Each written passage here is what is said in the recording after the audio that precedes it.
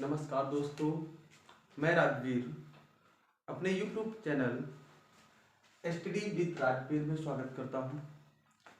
दोस्तों, जैसा कि मैंने पहले कहा था कि हम अपने इस YouTube चैनल के माध्यम से आपको विभिन्न प्रकार के एग्जामों से संबंधित तैयारी करा रहे हैं। उसी श्रृंखला में हम आपको निरंतर एक वीडियो उपलब्ध कराते हैं। दोस्तों, हमने आपको लेखपाल के बारे में भी बात की थी कि हम लेखपाल में भी आपको महत्वपूर्ण वीडियो उपलब्ध कराएंगे और इससे संबंधित लेखपाल से संबंधित जो भी कुछ हमारे एग्जाम में पूछा जा रहा है, लेखपाल से संबंधित जो भी हमको पूछा जा रहा है, जो हमको तैयारी करानी है, उस परिवेश पे हमने कहा था आपसे चर्चा करेंगे और उसमें हमने सिलेबस पे आप डिस्कस भी किया था इससे पहले वाले वीडियो पे। जिन दोस्तों ने हमारा वीडियो नहीं देखा है वो हमारे YouTube चैनल के माध्यम से देख सकते हैं और वहाँ से सिलेबस पर डिस्कशन किया गया है, सिलेबस के बारे में बात की गई है, उस पर चर्चा कर सकते हैं। इसके बाद हम लोगों ने कहा था कि आपको भाई ग्रामीण परिवेश, जैसा कि हम बोल रहे थे कि आपको ग्रामीण परिवेश से संबंधित जो हमारा एक स्पेशल टास्क है या हम कह सकते हैं स्पेशल टॉपिक जोड़ा गया है, जो हमारे एग्जाम में 25 नंबर का है और ये हमारे एग्जाम में एक महत्वपूर्ण भूमिका निभाएगा, उसके बारे में हमने कहा था आपसे चर्चा करेंगे। तो दोस्तों, आज का जो ये हमारा पहला जो टॉपिक है, जो आज हम बात करने वाले हैं, वो ग्रामीण परिवेश पर बात करेंगे और इसी पर आज हम चर्चा करेंगे। दोस्तों, ये मान के चलो आपको इस चैनल के माध्यम से लेखपाल से संबंधित ग्रामीण परिवेश के बारे में एक स्पेशल तरीके से तैयारी कराई जाएगी और कोशिश ये रहेगी कि आने वाली परीक्षा में जो 25 के 25 नंबर होंगे वो आपको इस चैनल के माध्यम से मिलेंगे। हमारी लगभग कोशिश ये है कि आपको लेखपाल की तैयारी से संबंधित प्रत्येक दिन आपको लगभग एक वीडियो हम उपलब्ध कराएंगे जिसमें हम ग्रामीण परिवेश पर विस्तृत चर्चा करेंगे। दोस्तों, यह एक नया टॉपिक है, हम कह सकते हैं हमारे जीवन से जुड़ा है, हमारे गांव से जुड़ा है।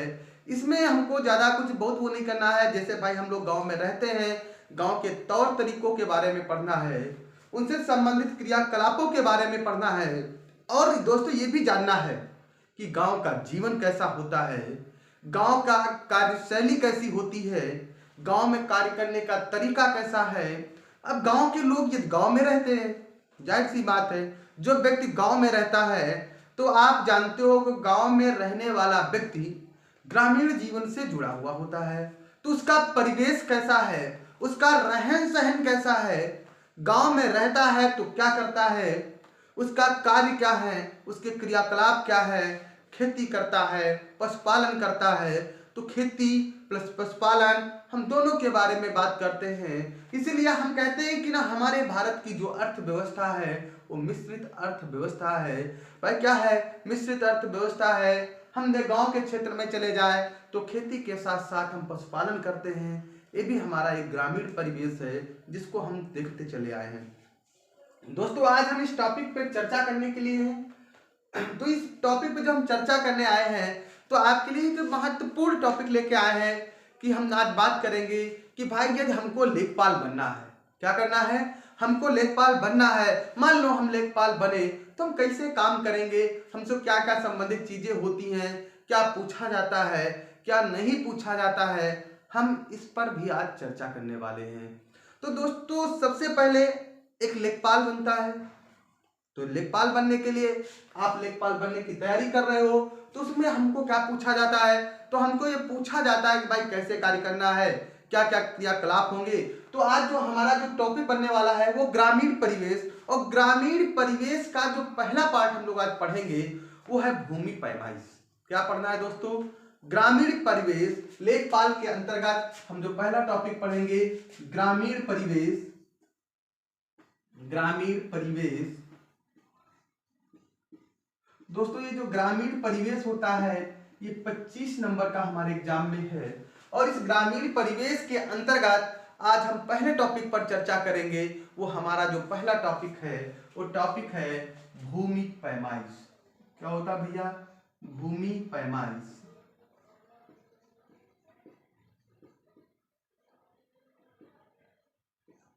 अब दोस्तों आप जानते हो कि हमको क्या करना है, भूमि पैमाइश करना है। तो भूमि पैमाइश का मतलब क्या होता है, हमको क्या क्या चीजें आनी चाहिए जो हम भूमि पैमाइश मतलब भूमि का जो हम आवंटन करेंगे उसकी जो नाप करते हैं, वो नाप के बारे में जो हम क्या करते हैं भाई, खेत पर जाएंगे, खेत पर जाते हैं, किसी किसान का खेत होगा तो उसकी जो हम पैमाइश करेंगे, उसकी चिन्ह सीमा का अंकन करेंगे, उसका निर्धारित एरिया निकालेंगे। तो ये सब कुछ किस में आता है भैया, भूमि पैमाइश में आता है। हमको अपनी बात कहना है कि हम कैसे भाई जाते हैं, हमको खेत निपवाना है तो हम लेखपाल को लाते हैं, कहते क्या कर रहे हो, तो कहते क्या कर रहे हो दोस्तों, तो कहते हम अपने खेत की पैमाइश करवाना है, भूमि को निपवाना है कि हमारा खेत कितना है, कहां पर कितना फैला हुआ है, उसकी जो माप करवानी है वो क्या कहलाती है, भूमि पैमाइश कहलाती है। इसी को हम भाई भूमि पैमाइश कहते हैं। अब भूमि पैमाइश में आपको क्या क्या होना चाहिए, कौन कौन सी चीजें हैं जो भूमि पैमाइश में सहायक होती हैं, तो हम आज उसी पे बात करने वाले हैं कि भूमि पैमाइश में हमको क्या क्या चाहिए। तो देखो ग्रामीण परिवेश का ये टॉपिक था और लेखपाल पे हम चर्चा कर रहे थे। तो भाई यहाँ पर लेखपाल पर हम चर्चा कर रहे थे, इसी में अंतर्गत हमको भूमि पैमाइश पढ़ना है। तो भूमि पैमाइश में देखो सबसे पहले तो हमारे यहाँ एक चीज आती है कि यहाँ पर हम बात करें लंबाई, हमको लंबाइयों के बारे में जानकारी होना चाहिए। तो जब लंबाई की हम लोग यहाँ पर बात कर रहे हैं, किसकी बात कर रहे हैं भैया, लंबाई की बात कर रहे हैं। तो यदि हम लंबाई की बात करें तो लंबाई में हमको क्या क्या पता है। तो देखो दोस्तों यदि लंबाई की बात करें, थोड़ा इधर से आते हैं, किसकी बात करें, यदि हम लंबाई की बात करते हैं तो जब भी हम लंबाई की बात कर रहे हैं तो लंबाई में हमको क्या क्या चीजें पता है। भूमि पैमाइश में यहाँ पर हम बात करने वाले हैं लंबाई, ये दोस्तों हम लंबाई की बात करते हैं तो लंबाई में हमको देखो सबसे छोटे से हम चलते हैं भाई सेंटीमीटर, क्या होता है सेंटीमीटर, सेंटीमीटर के बाद हमको इंच, किसकी जानकारी होनी चाहिए, इंच की जानकारी होनी चाहिए। इंच के बाद भाई क्या आता है, फुट हो जाता है, क्या हो जाता है, फुट, बिल्कुल सही बात है, फुट के बारे में जानकारी हो। फुट के बाद गज, क्या होता है गज, और गज के बाद क्या आएगा, मीटर आता है, क्या आता है भैया, गज के बाद मीटर आता है, मीटर के बाद लट्ठा, क्या होता है भैया, लट्ठा या गट्ठा इसी को बोलते हैं। फिर मील, क्या होता है भाई, मील होता है, और मील के बाद किलोमीटर होता है, क्या होता है भाई, किलोमीटर होता है। ये तो हमारी लंबाइयां हो गई, क्या होती भाई, सेंटीमीटर, इंच, फुट, गज, मीटर, लट्ठा, मील, किलोमीटर, इतनी बात समझिए। ये क्या है, हमारी लंबाइयां है, बिल्कुल सही बात है। अब देखो ये जो लंबाइयां हैं तो इनकी जानकारी चाहिए हमको, इन्हीं लंबाइयों के सहारे हम अपना कार्य को आगे बढ़ाते हैं। यहां तक बात समझ में आ गई, कोई डाउट किसी को, नहीं कोई डाउट नहीं। तो ये हमारी लंबाई थी भाई, इन लंबाइयों में हम क्या करते हैं, लंबाइयों को व्यक्त करते हैं। जो भाई जमीन होगी वो हम व्यक्त करेंगे दोस्तों, कैसे व्यक्त करेंगे यार, तो हम इसी तरीके तो व्यक्त करेंगे, सेंटीमीटर, इंच, फुट, गज, मीटर, लट्ठा, मील, किलोमीटर। भाई हमारी इतने सेंटीमीटर है, इतने लट्ठा है, इतने गज है, इतने फुट है, इतनी मीटर है, इतने लट्ठा की जमीन है, यही तो बुक करते हैं। तो ये हमारे व्यक्त करने के तरीके होते हैं, इन्हीं में अपनी लंबाई को हम व्यक्त करते हैं या बताते हैं। बात समझ गए, बिल्कुल सही सी बात है। अब देखो भाई इतनी तो बात समझ में आई थी, ये हमारी लंबाई हो जाएगी। अब हमने क्या कहा था, हमको चाहिए पैमाइश करना, हमको क्या कराना है, हमको तो भाई पैमाइश के बारे में बात करना है। तो हमको तो जमीन का क्षेत्रफल निकालना है, क्या है, हमको जमीन का क्षेत्रफल चाहिए। तो भाई जब हम जमीन के क्षेत्रफल की बात करेंगे, किसकी बात करेंगे, जमीन के क्षेत्रफल के बारे में बात करेंगे, तो कुछ चीजें हमको याद होना चाहिए। क्या होना चाहिए दोस्तों, कुछ चीजें हमको बिल्कुल तैयार होना चाहिए कि हम भाई जब बात करेंगे तो कैसे बात करेंगे, भाई ये क्या चीजें हैं। तो कुछ इसकी शब्दावलियां होती हैं, क्या होती हैं, कुछ जमीन के क्षेत्रफल से संबंधित हमको कुछ शब्दावलियों के बारे में पढ़ना होता है।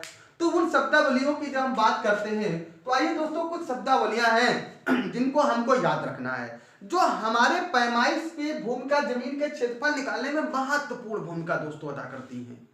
क्या करती है, महत्वपूर्ण भूमिका अदा करती है। तो उस पर हम बात करेंगे आज, तो देखो जमीन का क्षेत्रफल है, वो कुछ शब्दावलियां हैं जिन शब्दावलियों को हमको पता होना चाहिए। तो कुछ शब्दावलियां हैं जिनको हम लोग दोस्तों देखते हैं। तो सबसे पहले एक होता है उनवांशी।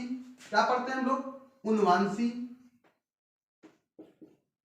नाम सुन रखा होगा, उनवांशी होती है। अब जो ये उनवांशी होता है, तो अब बात आ गई, अब उनवांशी है तो भाई जाहिर सी बात है ये किसके बराबर होगी? तो हमको कुछ पैमाने याद रखने पड़ेंगे।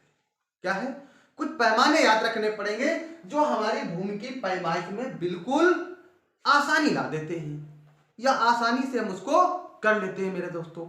तो जो हमें पैमाने याद रखना है, तो यहाँ लिखा है जमीन का क्षेत्रफल है। हमको पहले भाई देख लेते हैं पैमाने क्या है। कुछ हमने कहा आपसे पहले ही कि हमको भाई कुछ शब्दावलियां हैं जिनको हमको पढ़ लेना है। क्या करना है? जिनको हमको पढ़ना है। अरे मेरे दोस्तों, अब यहाँ पर हमने कहा उनवांशी, तो भाई एक जो उनवांशी होती है वो 24.50 वर्ग इंच के बराबर होती है। कितनी होती है? 24.50 वर्ग इंच के बराबर होती है। अभी आगे हम इंच पे भी बात करेंगे, तो अभी कुछ शब्दावलियां हैं, पहले हम इन पे चर्चा कर लेते हैं। एक उनवांशी जो होती है वो 24.50 या थोड़ा 50 से थोड़ा ज्यादा भी होती है। कहते हैं कि नहीं, मतलब हम मान लेते हैं जो हमारा मानक है वो इतना ही होता मान लिया है, लेकिन किसी में 56 लिखा है तो हम एक अपना तरीका मान लेते हैं 24.50, ये हमारा एक मानक है। यही हमें एग्जाम में लगभग मिल जाता है। एक उनवांशी बराबर 24.50 वर्ग इंच के बराबर होता है। तो ये हमारी उनवांशी की बात हो गई, मतलब 24.50 वर्ग इंच। बात समझ में आ रही होगी? ठीक है, जो इतनी बात हम समझे तो हमारे पास एक उनवांशी आई। कहने मतलब हम जमीन के पैमाइश की जब बात की तो हमको क्या मिला? एक उनवांशी मिली। तो अब एक उनवांशी से ही आगे बढ़ना हम प्रारंभ करते हैं। उनवांशी के बाद हम दूसरी हमारी शब्दावली आती है, वो कचवांशी आती है। दोस्तों क्या आती है? कचवांशी आती है। तो हम दूसरी बात करेंगे कचवांशी की। किसकी बात करेंगे? कचवांशी की बात करते हैं। तो भाई जब हम एक कचवांशी की बात करते हैं, तो एक कचवांशी की बात जब हम करेंगे तो हमारे पास क्या आएगा भैया? 20 उनवांशी। क्या होगा? 20 उनवांशी। 20 उनवांशी बराबर एक कचवांशी। अब तो बात समझ गए। 20 उनवांशी बराबर दोस्तों एक कचवांशी। इतनी बात तो बिल्कुल समझ गए होंगे। किसी को कोई डाउट? अब देखो हमको ये पता हो गया भाई, एक उनवांशी बराबर 24.50 वर्ग इंच। कितनी दूरी होती है? 24.50 वर्ग इंच होती है। अभी आगे भी इस पे हम बात करेंगे इंच पे कितने सेंटीमीटर होता है भाई। एक सेंटीमीटर बराबर के एक इंच बराबर कितने सेंटीमीटर के हो, इस पर भी चर्चा करेंगे। तो 2.54 सेंटीमीटर। तो अब ऐसे हमको पता है, तो यहाँ 24.50 वर्ग इंच होता है एक उनवांशी बराबर। अब एक कचवांशी बराबर 20 उनवांशी के होता है। कितना होता है मेरे दोस्तों? 20 उनवांशी के बराबर होता है। भैया ये बात समझ गए होंगे आप? कोई डाउट यहाँ पर? कोई डाउट नहीं। अब जब हमको मिल गई भैया एक कचवांशी बराबर 20 उनवांशी, बिल्कुल सही बात है। तो अब दूसरे जो शब्दावली है वो कचवांशी के बाद भैया क्या आती है? विषवांशी आती है। क्या आती है दोस्तों? विषवांशी आती है। तो हम जो अगली हमारी शब्दावली आएगी वो विषवांशी होगी। विषवांशी। तो एक उनवांशी बराबर 24.50 वर्ग इंच, एक कचवांशी बराबर 20 उनवांशी। अब एक विषवांशी बराबर क्या होगा? एक विषवांशी बराबर क्या होगा? तो भाई एक विषवांशी बराबर 20 कचवांशी। क्या होता है? 20 कचवांशी। बिल्कुल सही बात। क्या हुआ दोस्तों? एक विषवांशी बराबर 20 कचवांशी के। इतनी बात समझ गए? कोई डाउट किसी को? भाई देखो एक उनवांशी बराबर 24.50 वर्ग इंच। कितना है? 24.50 वर्ग इंच। तो एक कचवांशी बराबर 20 उनवांशी के। कितना है? 20 उनवांशी के। बिल्कुल सही। और एक विषवांशी बराबर 20 कचवांशी के बराबर होता है। दोस्तों बिल्कुल सही। ये बात समझ में आई कि नहीं आई? आ गई ना? तो बिल्कुल सही बात है, एक विषुवांशी बराबर 20 कक्षवांशी के होता है। इतनी बात समझ गए। इसके बाद हम आगे चलते हैं। आगे हम कौन सी शब्दावली का प्रयोग करते हैं दोस्तों? तो जब आगे हम बात करेंगे तो हमारे पास आता है विसुआ। क्या आएगा? विसुआ। तो भाई इसके बाद हम जब आगे जमीन नापेंगे तो हम आगे बात करेंगे विसुआ की। किसकी बात करेंगे? विसुआ की बात करेंगे। हो गया विसुआ। क्या आया? विसुआ आया। अब जब एक विसुआ बराबर क्या होगा? 20 विषुवांशी। बिल्कुल सही बात। एक विसुआ बराबर कितनी जमीन हो जाएगी? 20 विषुवांशी जमीन हो जाएगी हमारी। विषुवांशी एक विसुआ बराबर 20 विषुवांशी। अब भैया हमारे पास एक विसुआ जमीन है दोस्त, तो कितनी जमीन है? मतलब 20 विषुवांशी जमीन है मेरे पास। कितनी साथी जमीन है? 20 विषुवांशी जमीन है। तो इतनी बात तो समझ गए। किसी को कोई डाउट? नहीं डाउट है, होना भी नहीं चाहिए, क्योंकि एक विसुआ हमको पहले से हम चलते आ रहे हैं। तो यहां तक आया तो 20 विषुवांशी हमको पता चल गई। अब दोस्त विसुआ के बाद एक और इकाई आती है जिसे हम डेसीमिल कहते हैं। क्या कहते हैं? डेसीमिल। तो एक डेसीमिल बराबर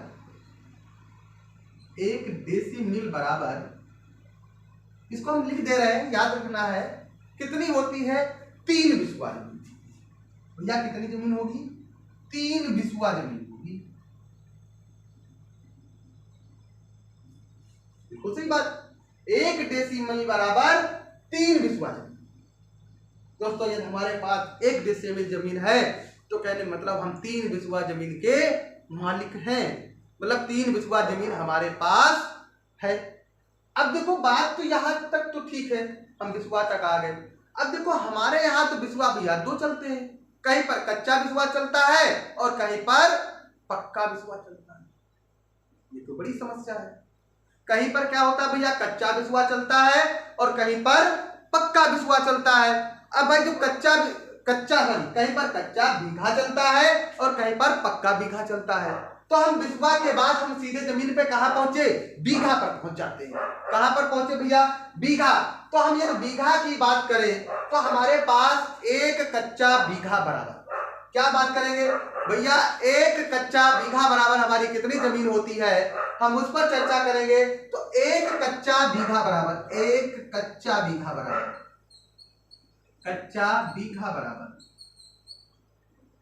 देखो जमीन हम कहां पहुंच गए? डेसिमल विसुआ। और उसके बाद हम कहां आ गए? एक कच्चा बीघा बराबर। तो जो एक कच्चा बीघा होता है तो वो भैया कितना होता है? 1008 वर्ग गज के बराबर होता है। यह आपको याद रखना है, 1008 वर्ग गज के बराबर। कितना होता भैया? 1008 वर्ग गज के बराबर होता है एक कच्चा बीघा। इतनी बात समझ में आई। अब हम उत्तर प्रदेश के रहने वाले तो हमारे यूपी स्पेशल की बात है, पक्का बीघे की बात कर ले। जो एक पूर्ण बीघा हम अपने यहां मानते हैं, हम उसकी बात करेंगे। वो कितना होता है? तो एक पक्का बीघा बराबर जो एक पक्का बीघा की जमीन होती है वो लगभग भैया 3025 वर्ग गज की बराबर। 3025 वर्ग गज क्या होती है? सॉरी 3000 वर्ग के बराबर होती है। कितनी होती? 3000 वर्ग के बराबर। या हम कह सकते हैं जो 3000 वर्ग होती है, या हम कह सकते हैं एक पक्का बीघा बराबर जो उत्तर प्रदेश में है। कहां पर? उत्तर प्रदेश में जो माना जाता है एक पक्का बीघा बराबर यदि हम बात करें तो हमारी जो जमीन आएगी भैया वो जमीन कितनी आएगी? 20 विसुआ। कितनी आती भैया? 20 विसुआ। तो हम जो ये हमारी 20 विसुआ होगी, ये हमारा एक पक्का बीघा। दोस्तों कितनी हो गई? एक पक्का बीघा जमीन हो गई। भाई एक पक्का बीघा जमीन मतलब कितनी हो गई? 20 विसुआ जमीन। यदि हमारे पास भैया 20 विसुआ जमीन है तो कहने मतलब हम एक पक्के बीघे के मालिक हैं। इतनी बात समझ गए। ये दोस्तों हमारी एक तो क्या थी? शब्दावली। क्या थी? ये शब्दावली थी। कहने मतलब एक अनुवांशी 24.50 वर्ग इंच, एक कचवांशी 20 अनुवांशी के बराबर होता है। दोस्तों एक विषुवांशी बराबर 20 कचवांशी के बराबर होता है। कितना होता साथी? एक विषुवांशी बराबर 20 कचवांशी के बराबर होता है और एक विषुवा बराबर 20 विषुवांशी के बराबर होता है। कितना होता है भैया? 20 विषुवांशी के बराबर होता है और एक डेसिमल बराबर 3 विषुवा जमीन आती है। कितनी आती भैया? 3 विषुवा जमीन आती है और एक कच्चा बीघा बराबर 1008 वर्ग गज के बराबर होता है। एक पक्का बीघा बराबर 3025 वर्ग गज के बराबर होता है। यह उत्तर प्रदेश में इसकी बात है। ये कहां पर है? यूपी की बात कर रहे हैं, यूपी में। या एक पक्का बीघा बराबर क्या होता है? 20 विषुवा के बराबर होता है। दोस्तों कितनी होती है? 20 विषुवा। यदि हमारे पास 20 विषुवा जमीन है तो हम एक बीघे के मालिक हो गए हैं। इतनी बात तो सब लोग समझ गए। अब देखो थोड़ा और आते हैं तो यहां पर इतनी बात समझ गया। अब देखो हम यदि आगे इस पर थोड़ी और चर्चा करें, थोड़े और यूनिट की बात करें या थोड़ी और शब्दावली की बात करें तो यहां पर हम पाते हैं भैया, इसके बाद हम बीघा आए तो बीघा के बाद में आपसे लोग कह देते भैया हमारे पास तो 1 एकड़ जमीन है। क्या कह देते? हमारे पास तो 1 एकड़ जमीन है। अब हमको एकड़ की जब जानकारी नहीं तो हमको यही नहीं पता कि आपके पास कितनी जमीन है। हमको ये कोई जानकारी नहीं है कि आपके पास कितनी जमीन है। तो भाई आए और आपसे कोई मिलने आया, कहा आपके पास कितनी जमीन है, तो उसने तुरंत कहा भाई 1 एकड़। कितनी कहा? 1 एकड़ जमीन है। तो साथी अब 1 एकड़ जमीन है तो हम कैसे जानेंगे कि हमारे पास 1 एकड़ जमीन है? क्योंकि हमको तो कोई 1 एकड़ की जमीन के बारे में जानकारी बिल्कुल है ही नहीं कि 1 एकड़ बराबर होता क्या है। तो दोस्तों हम समझ लेते हैं 1 एकड़ बराबर, बात करें 1 एकड़, 1 एकड़ जमीन। अब 1 एकड़ की जमीन के बारे में जब बात आती है तो हम लोग कह देते भाई कितनी जमीन है? 4840 वर्ग गज। 1 एकड़ बराबर कितना होता है? 4840 वर्ग गज के बराबर होता है। क्या होता है? वर्ग गज के बराबर होता है मेरे दोस्तों। कितना हुआ? 1 एकड़ बराबर 4840 वर्ग गज के बराबर है। भाई कोई कह दे, अब आप तुरंत बता दोगे अरे कितनी जमीन है? 4840 वर्ग गज है। कितनी है? 4840 वर्ग गज जमीन है। आगे हम इस पे भी चर्चा करेंगे, कैसे वर्ग गज आएगा, कैसे हाथ आएगा, इस पर भी बात करेंगे। तो अभी तो हम केवल आपको शब्दावली की बात कर रहे थे, अब इतनी बात। लेकिन भाई यदि कहते कितने बीघा जमीन है, क्या कहते? कहते ये 1 एकड़ है तो हम कैसे समझ जाएंगे? जैसे हमको किसी को बताना है उस पर 1 एकड़ जमीन कितने बीघा है तो हम क्या जानेंगे? अरे भाई तब भी हमको पता होना चाहिए। तो 1 एकड़ बराबर कितने बीघा होता है इसकी भी जानकारी होनी चाहिए। तो गांव में हम लोग मोटा मोटा करते लगभग भाई 1.5 बीघा होता है। कितना कह लेते? लगभग 1.5 बीघा होता है। तो जब 1.5 बीघा होता है तो हमारा 1 एकड़ बराबर जमीन होती 1.62 बीघा। कितनी जमीन हुई? 1.62 बीघा, मतलब 1.62 बीघा जमीन हो गई। भाई कितनी जमीन हो गई? 1.62 बीघा जमीन होती है। बिल्कुल सही बात। आगे फिर बताएंगे कौन सा लघु किसान है, कौन सा वृहद किसान आता है, कौन किस सीमांत जोत में आता है, सारी चर्चा होंगी, लेकिन धीरे धीरे होंगी। हम क्रम वाइज आपको पढ़ाएंगे और विधिवत पूरी जानकारी होगी। और बाकी आपको बहुत सारी चीजें ऐसी नहीं हमको पढ़ाना है जो आपके एग्जाम से रिलेटेड नहीं होंगी। हम उन्हीं पे चर्चा करेंगे जो आपके लिए बहुत ही महत्वपूर्ण है मेरे दोस्तों। तो अब देखो एकड़ पता हो गया। अब फिर आपसे कहते भाई हमारे पास हेक्टेयर जमीन है? ये भी कहानी होगी। क्या कह दिया? कहा हमारे पास तो भाई हेक्टेयर में जमीन है यार। अब तो फिर एक कहानी आ गई। अब जब हेक्टेयर में जमीन हो गई तो अब हम क्या करें? बात तो यार कठिन है। हेक्टेयर की बात कर दी इन्होंने, तो हम देख लेते हैं भाई 1 हेक्टेयर बराबर क्या होता है। 1 हेक्टेयर बराबर कितना होगा? तो 1 हेक्टेयर बराबर जो हम जमीन की बात करेंगे वो 2.47 बीघे होती है। कितनी होती है? 47 बीघे होती है।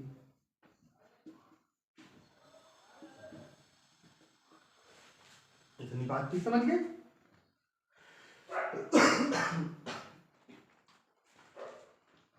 कितने भैया 2.47 बीघे हो गई, 1 हेक्टेयर बराबर। अब यार इतनी बात तो हम समझ गए। 2.47 एकड़, सॉरी यहां पर हम क्या कहेंगे, हेक्टेयर नहीं होती भैया, एकड़ होती है। क्या होती है, एकड़ होती है। एकड़ कितनी, 2.47 एकड़ जमीन होती है। इतनी बात समझ गए। 1 हेक्टेयर बराबर 2.47 एकड़।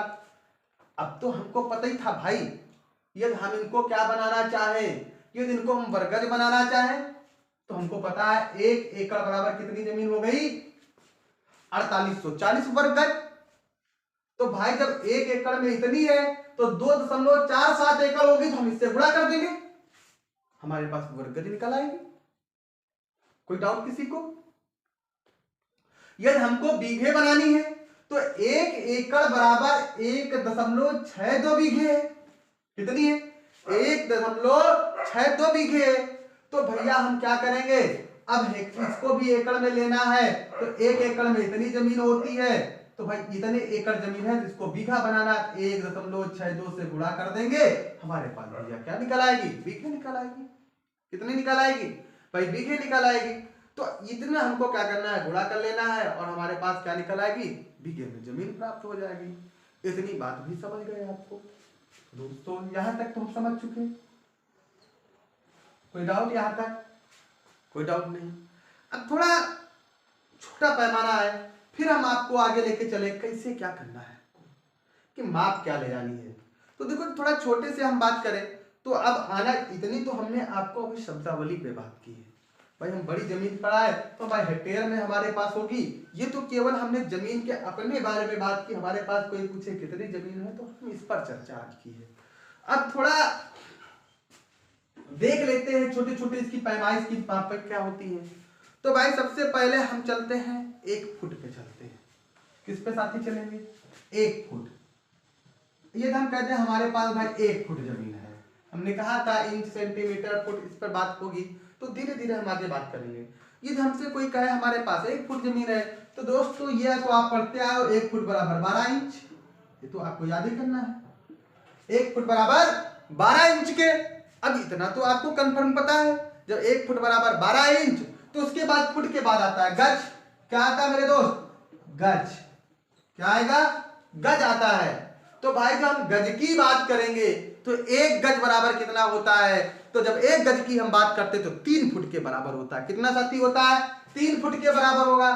3 फुट, 1 गज बराबर 3 फुट। इतनी बात समझ गए? कोई डाउट किसी को? नहीं होना चाहिए। 1 गज बराबर 3 फुट के बराबर होता है। अब जब 3 फुट होता है तो 1 फुट बराबर 12 इंच।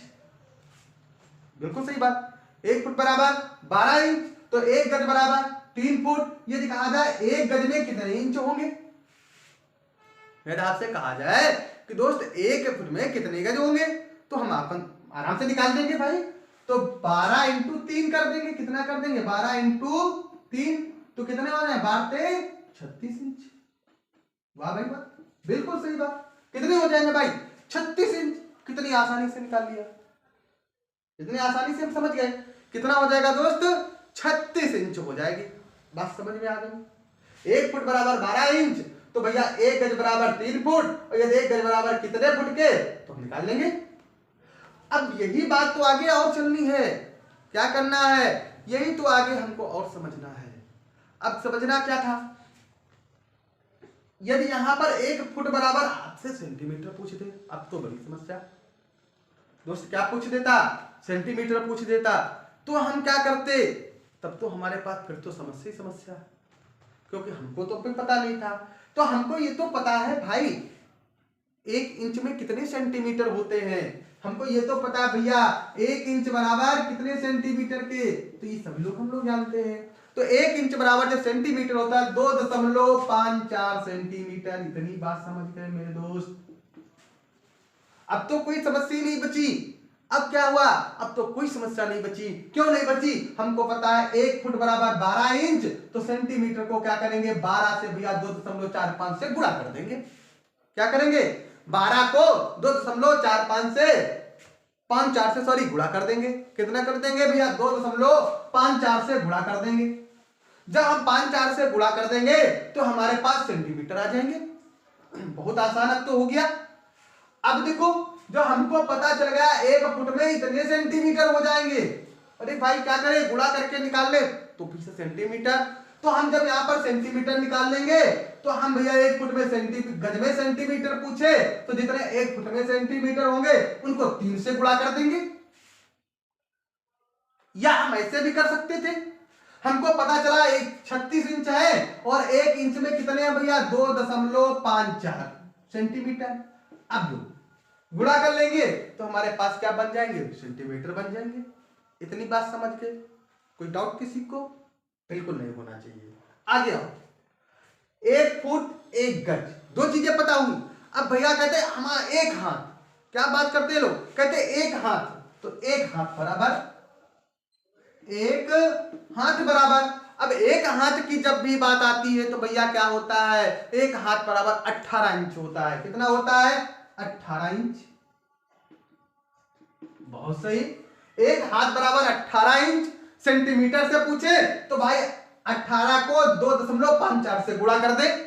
क्या करें 18 को 2.54 से गुणा कर दे तो हमको क्या निकल आएगा, सेंटीमीटर प्राप्त हो जाएंगे भैया। क्या प्राप्त हो जाएंगे, सेंटीमीटर प्राप्त हो जाएंगे।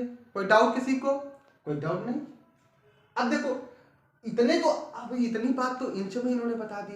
यदि कह दे भाई 1 हाथ कितने फुट का होता है तो अब क्या करें, तो आपने तो भाई सीधे सीधे पढ़ा, अभी देखो कहां चला गया, अभी तुरंत हमने पढ़ा था कि क्या हुआ, हाँ 1 फुट बराबर 12 इंच और यहां पर तो 18 इंच दे रहे हैं।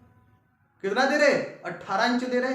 इसका मतलब ये भैया कितना है 12, 12 6 18, इसका मतलब अभी आधा फुट और होना चाहिए था।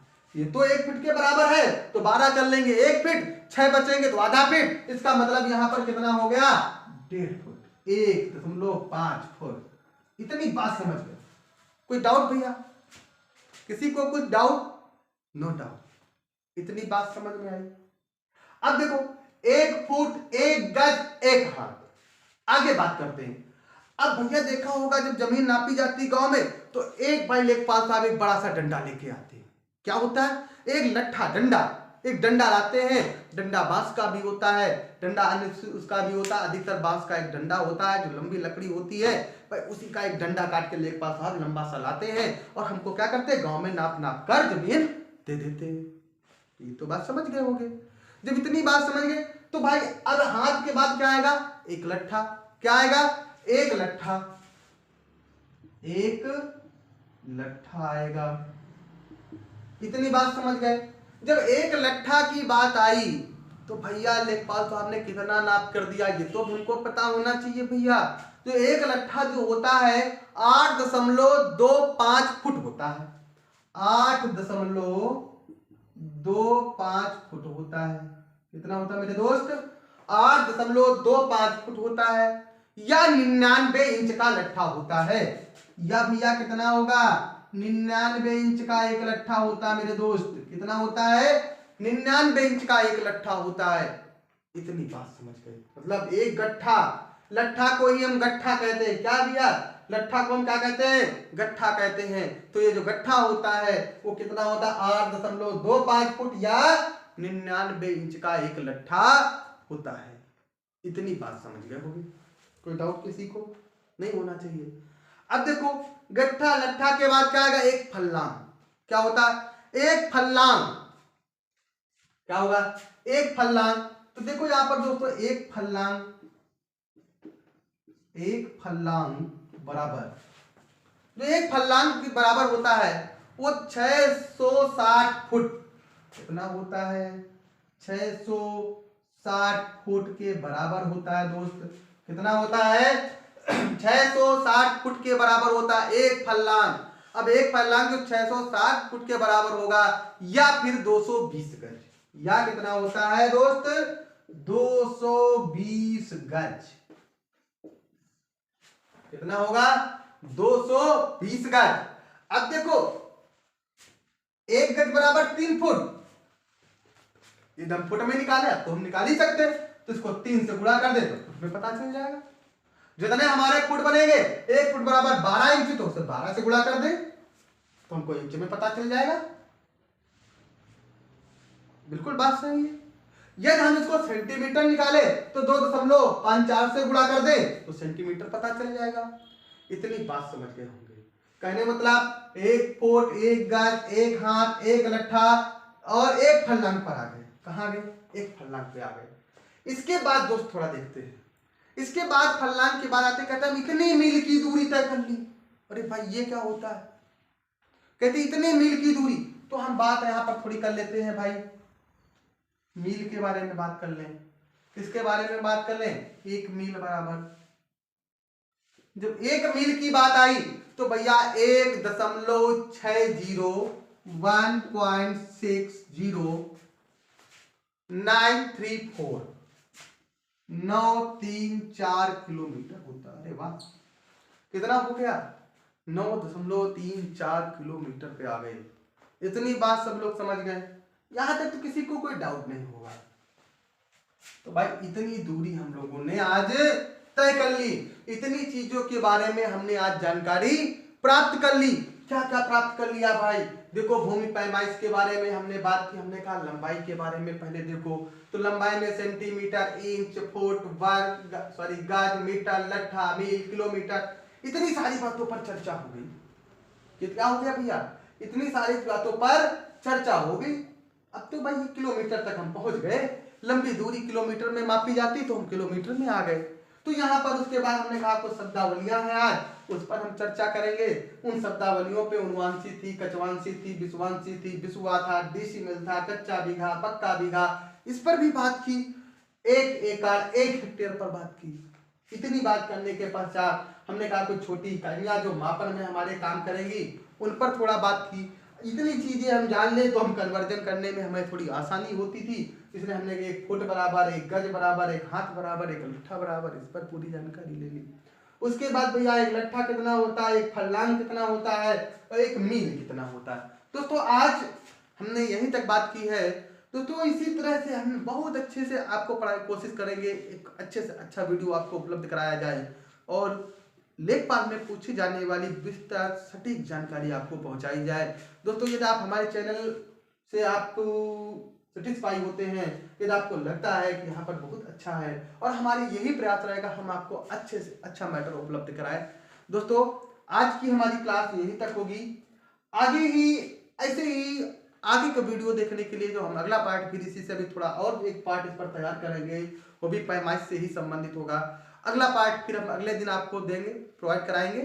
दोस्तों हम चाहते हैं कि ये आज हमारा वीडियो को लाइक करें यदि आपको समझ में आता है, और ज़्यादा से ज़्यादा लोगों में शेयर करें, कमेंट करें, अधिक से अधिक लोग सब्सक्राइब कर लें हमारे वीडियो को, चैनल को सब्सक्राइब करें, जिससे कि हम आपको डायरेक्ट लाइव क्लास प्राप्त करवा सकें, और फिर लाइव क्लास के माध्यम से हमारा आपका डायरेक्ट संपर्क होगा और हम आपको डेली लाइव क्लास आपको उपलब्ध कराएंगे। ये हम आपको वादा करते हैं। दोस्त यदि आपने इस चैनल के माध्यम से तैयारी की तो लेखपाल बनकर ही छोड़ोगे, बनाकर ही छोड़ोगे, ये हमारा वादा है।